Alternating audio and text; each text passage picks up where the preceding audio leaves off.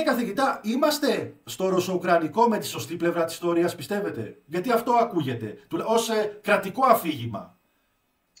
Δυστυχώς, κοιτάξτε, αυτός ο όρος είναι απίστευτα αλαζονικός από μόνος του. Δηλαδή, για να πεις ότι καταρχάς ποια είναι η σωστή πλευρά της ιστορίας, αυτή που θα νικήσει, που το ξέρεις αυτό? Βάσει του διεθνούς δικαίου, ας πούμε, όπως αναφέρουν. Δείχνει μια...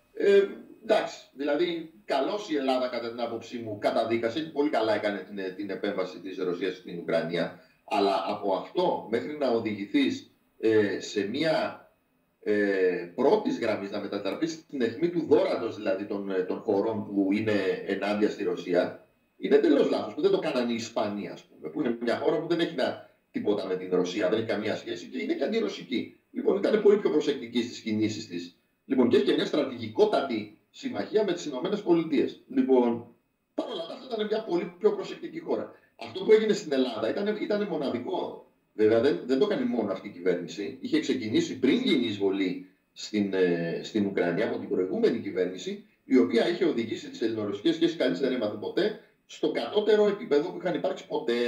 Λοιπόν, και φυσικά ήρθε αυτή η κυβέρνηση και τις εκμηδένισε. Πλέον οι ελληνορωσικές σχέσεις είναι flatline. Λοιπόν, είναι σχεδόν νεκρές. Λοιπόν, αυτό είναι η επιτομή της γεωπολιτικής ανοησίας. Τι το κάνεις αυτό το πράγμα? Ποιο λόγο το κάνεις?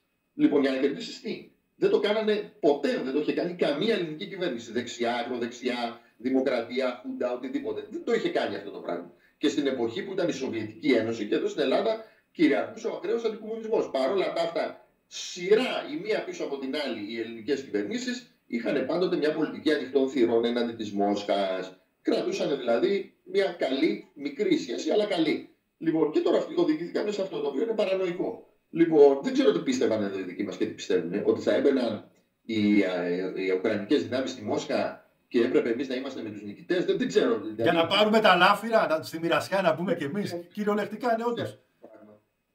Ανοησία.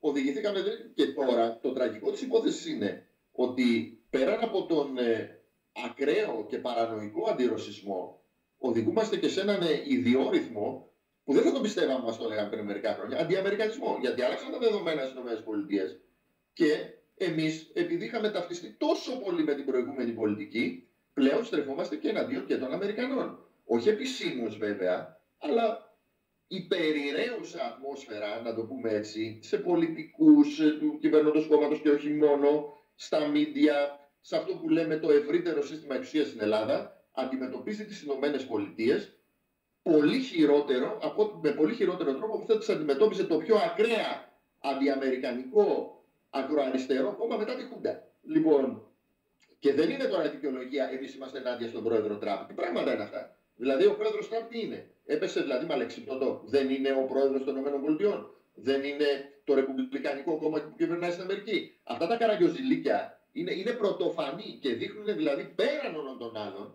μια απίστευτη εγωπάθεια εδώ πέρα του ελληνικού πολιτικού συστήματος, απίστευτη αλαζονία μεταξύ των άλλων, η οποία κατά παράδοξο τρόπο συνδυάζεται με μια απίστευτη δουλοπρέπεια επίσης, λοιπόν, και παντελή έλλειψη γεωπολιτικού αισθητηρίου. Μιλάμε για συμπεριφορές, τι να πω τώρα, νηπιαγωγείου ας πούμε, αλλά με κάποια παιδάκια ας πούμε που λειτουργούν επειδή έχουν τσαντιστεί, να το πούμε έτσι, επειδή δεν τους πήρανε το παγωτό. Τέτοια πράγματα. Δεν είναι σοβαρά πράγματα αυτά που γίνονται. Δείχνουν δηλαδή πολύ μεγάλη, δεν θέλω να πω βαριές κουβέντες, πολύ μεγάλο ερασιτεχνισμό.